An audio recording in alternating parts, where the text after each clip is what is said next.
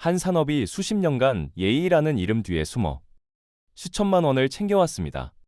바로 대학병원 장례식장입니다. 슬픔을 파는 공간이 어떻게 병원의 가장 수익성 높은 사업부가 됐을까요? 2024년 기준 평범한 직장인 가정이 3일 장례를 치르는데 쓰는 돈은 웬만한 중형차 한 대 값과 맞먹습니다. 그 청구서 안에는 300% 마진의 수위와 육개장 한 그릇이 조용히 담겨 있었습니다. 슬픔의 구조와 돈의 흐름. 지금부터 함께 파헤쳐 보도록 하겠습니다. 장례식장에서 육개장을 드셔본 적 있으신가요? 한 그릇에 15,000원, 많게는 2만 원. 바깥 식당이었다면 절대 납득 못했을 가격이죠. 그런데 우리는 그 자리에서 아무 말도 못했습니다. 슬픔 앞에서 돈을 따지는 사람이 되고 싶지 않았으니까요. 바로 이 심리가 대학병원 장례식장이 수십 년간 기댄 토대였습니다. 대형 대학병원 재무제표를 들여다보면 흥미로운 숫자가 나옵니다. 장례식장 임대 및 부대사업 수익이 병원 전체 영업이익의 상당 부분을 차지하는 경우가 적지 않습니다. 의료행위는 인건비, 장비, 유지비가 워낙 크기 때문에 수익률이 낮아요. 반면 장례식장은 다릅니다. 빈소 임대료, 음식, 수의, 관꽃, 리무진까지 사실상 정찰제 없이 운영되는 구조입니다. 수의 한 벌 원가는 제조업체 기준 수만 원대인 경우가 많습니다. 그런데 장례식장 청구서에는 수십만 원에서 많게는 100만 원을 훌쩍 넘기도 하죠. 마진율 300%가 넘는 품목이 버젓이 올라가도 유족은 비교할 시간도 거부할 여유도 없습니다. 사랑하는 사람을 잃은 충격 속에서 몇 시간 안에 모든 결정을 내려야 하는 구조니까요. 업계에서는 이걸 정보 비대칭이라고 표현합니다. 유족은 처음 겪는 일이고 장례 지도사는 매일 하는 일입니다. 어느 쪽이 협상에서 유리한지는 설명이 필요 없죠.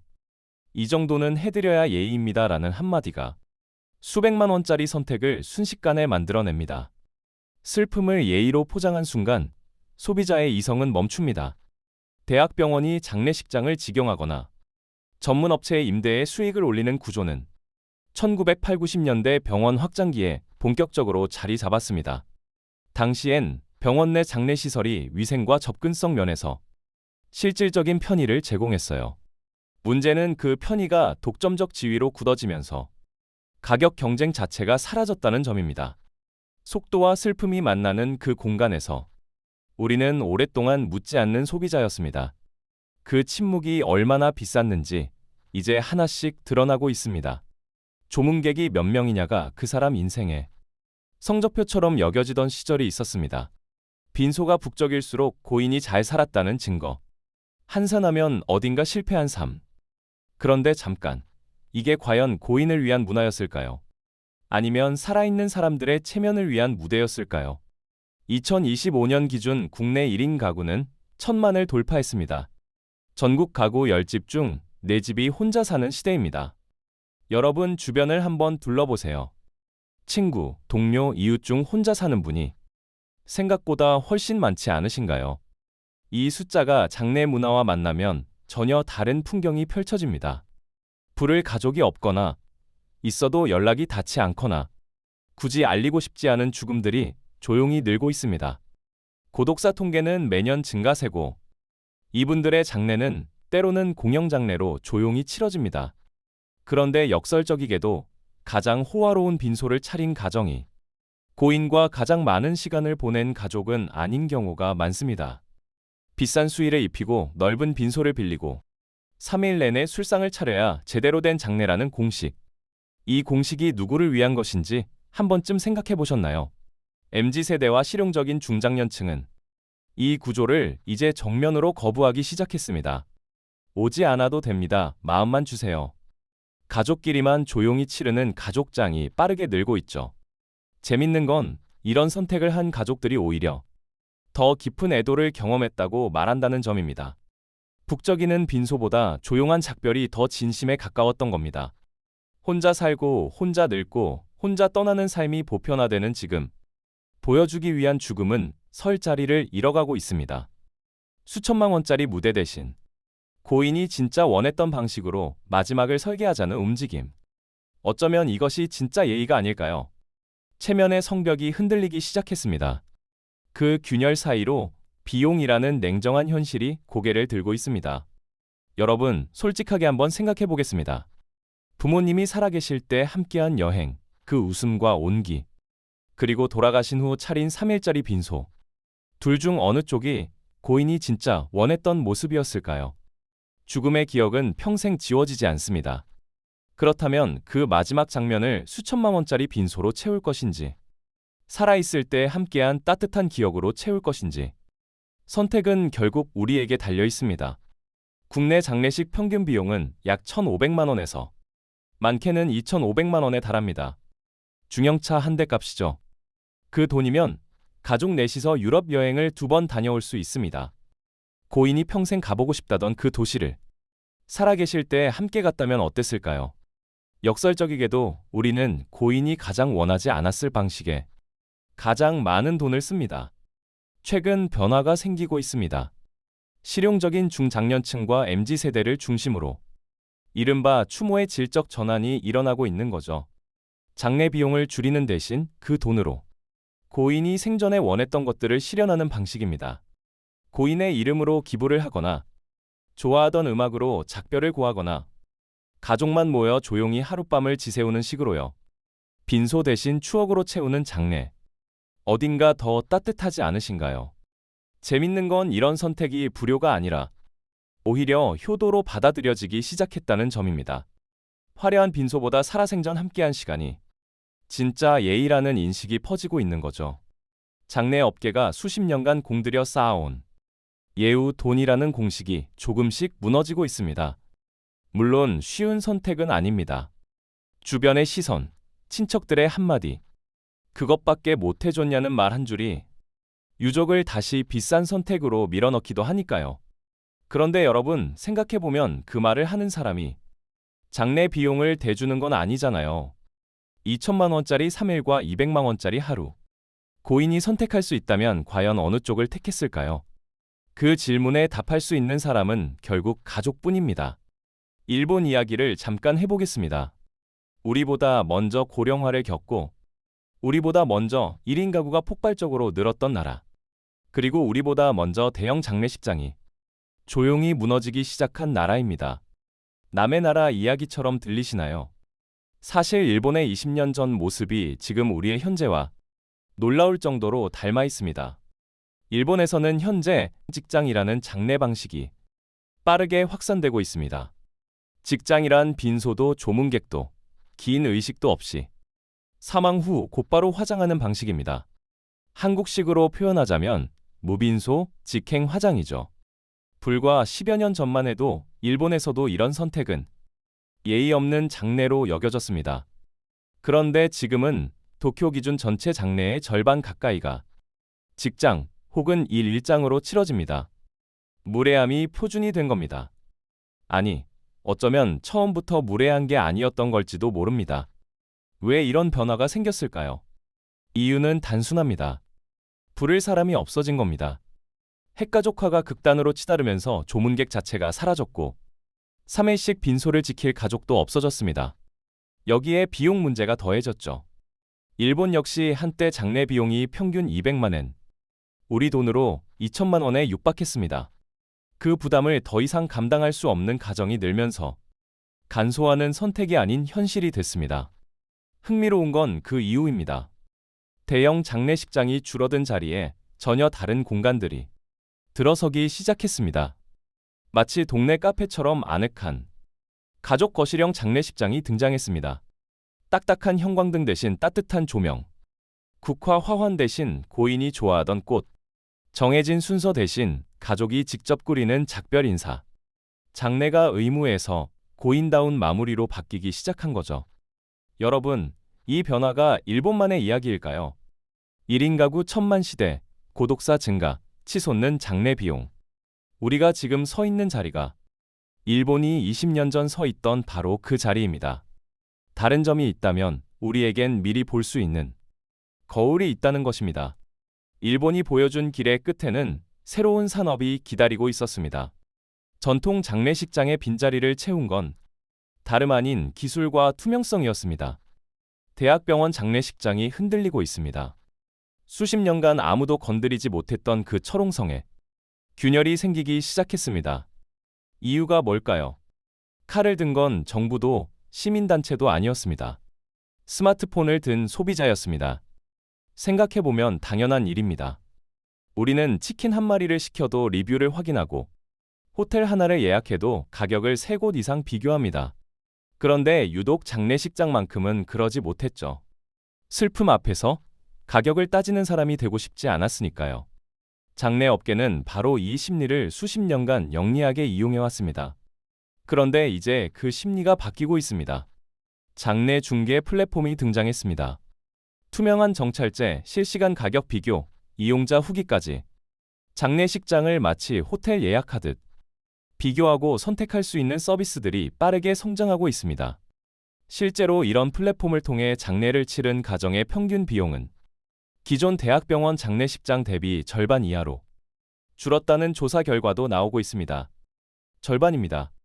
여러분, 1,000만 원이 그냥 남는 겁니다. 여기서 멈추지 않았습니다. 이른바 데스테크, 즉 죽음을 둘러싼 기술 기반 서비스 산업이 본격적으로 부상하고 있습니다. 고인의 유품을 정리해주는 IT 기반 유품 정리 서비스, 디지털 유언장 작성 플랫폼, 사망 후 각종 구독 서비스와 금융 계좌를 일괄 정리해주는 디지털 사후 처리 서비스까지 등장했습니다. 죽음이 하나의 산업 생태계로 재편되고 있는 거죠. 재밌는 건 이 시장을 이끄는 주체가 대형 병원이나 기존 장례 업체가 아니라는 점입니다. 20, 30대 창업자들이 만든 스타트업들입니다. 죽음을 금기시하지 않고 오히려 정면으로 바라보며 비즈니스로 설계한 세대.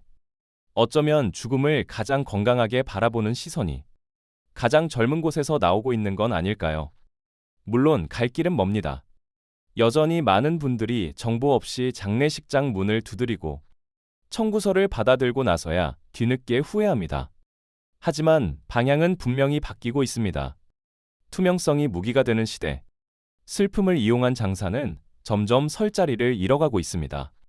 죽음의 산업이 바뀌고 있다면 우리가 죽음을 준비하는 방식도 바뀌어야 하지 않을까요? 여러분, 한 가지 불편한 질문을 드려보겠습니다. 지금 이 순간 갑자기 세상을 떠난다면 여러분의 장례식은 누가 설계할까요? 배우자? 자녀? 아니면 처음 만나는 장례 지도사? 평생 나답게 살아온 사람의 마지막이 정작 나와 상관없는 사람의 손에서 결정된다는 것. 조금 억울하지 않으신가요? 사전 장례 의향서는 바로 그 억울함을 없애는 문서입니다.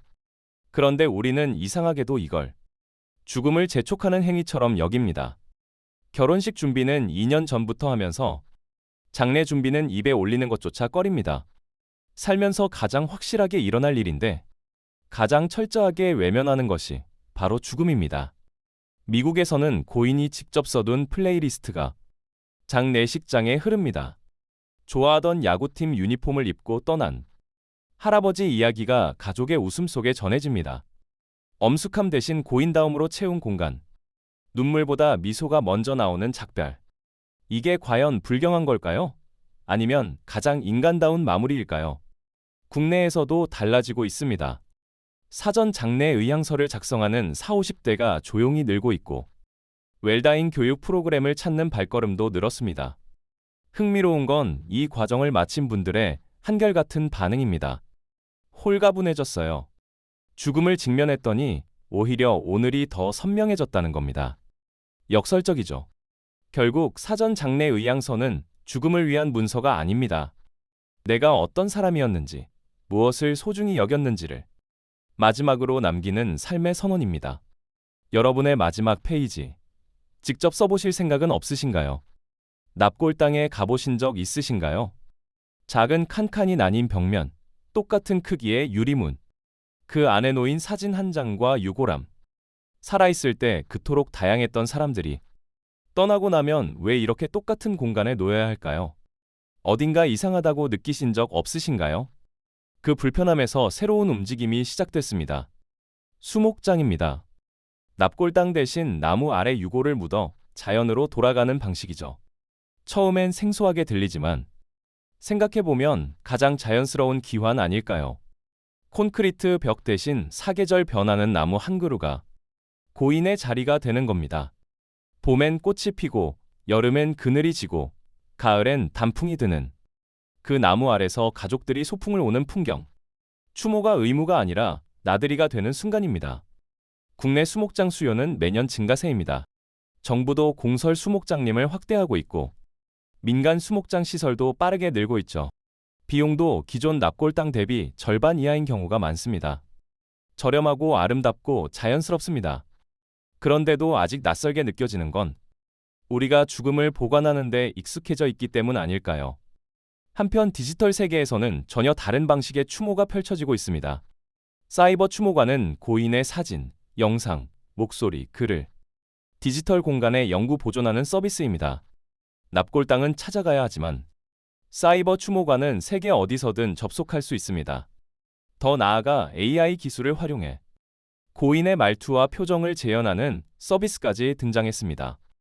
여러분, 이게 감동적인 건지 아니면 조금 섬뜩한 건지 솔직히 판단이 쉽지 않죠. 중요한 건 선택지가 넓어지고 있다는 점입니다. 콘크리트 납골당이 유일한 답이던 시대는 끝나가고 있습니다. 나무가 될 수도, 디지털로 남을 수도, 바다에 뿌려질 수도 있는 시대. 어떻게 떠날 것인가에 대한 답이 완전히 달라지고 있습니다. 어떤 방식으로 기억되고 싶으신가요? 그 답을 미리 생각해두는 것. 어쩌면 지금 당장 시작할 수 있는 가장 용감한 일일지도 모릅니다. 지금까지 함께 살펴본 이야기들 어떠셨나요? 불편하셨던 분도 있을 겁니다. 당연합니다. 죽음은 불편한 주제니까요. 그런데 역설적이게도 이 불편함을 직면한 사람만이 가장 존엄한 마무리를 준비할 수 있습니다. 핵심은 단순합니다. 장례는 고인을 위한 것이어야 합니다. 그런데 우리가 지금껏 치러온 장례는 솔직히 말해 살아있는 사람들의 체면을 위한 것에 가까웠습니다. 병원은 슬픔을 수익으로 바꿨고 업계는 예우라는 단어로 그것을 포장했습니다. 그리고 우리는 오랫동안 그 청구서에 아무 말 없이 서명해왔습니다. 하지만 시대가 바뀌고 있습니다. 1인 가구 천만 시대, 직장과 가족장의 확산, 데스테크 스타트업의 부상, 수목장과 사이버 추모관의 등장. 이 모든 변화가 말하는 건 결국 하나입니다. 죽음을 더 이상 두려움과 체면으로 다루지 말자는 것. 고인이 살았던 방식대로, 고인이 원했던 방식으로 보내드리자는 것입니다. 한국 사회에 던지는 경고도 있습니다. 우리는 지금 변화의 갈림길에 서 있습니다. 투명한 가격 정보 없이, 비교할 시간도 없이, 슬픔에 잠긴 채 수천만 원짜리 결정을 내려야 하는 구조. 이 구조가 바뀌지 않으면 장례는 앞으로도 계속 가장 취약한 순간을 노리는 산업으로 남을 겁니다. 병원 배를 불리는 3일 밤샘 대신 고인의 이름으로 나무 한 그루를 심는 것이 더 가치 있는 시대가 왔습니다. 화려한 수혜 대신 고인이 가장 좋아하던 옷 한 벌이, 넓은 빈소 대신 가족이 둘러앉은 작은 테이블이 더 진심에 가까울 수 있습니다. 장례는 돈의 크기가 아니라 마음의 깊이로 완성되는 것이니까요. 그렇다면 마지막으로 여러분께 한 가지만 여쭤보겠습니다. 여러분의 통장에 남은 마지막 2천만 원, 병원에 드리시겠습니까? 아니면 고인과의 진짜 추억에 쓰시겠습니까? 오늘 영상이 유익하고 재밌으셨다면 구독과 좋아요 부탁드리겠습니다. 영상 제작에 큰 힘이 됩니다. 다음 영상에서 뵙겠습니다.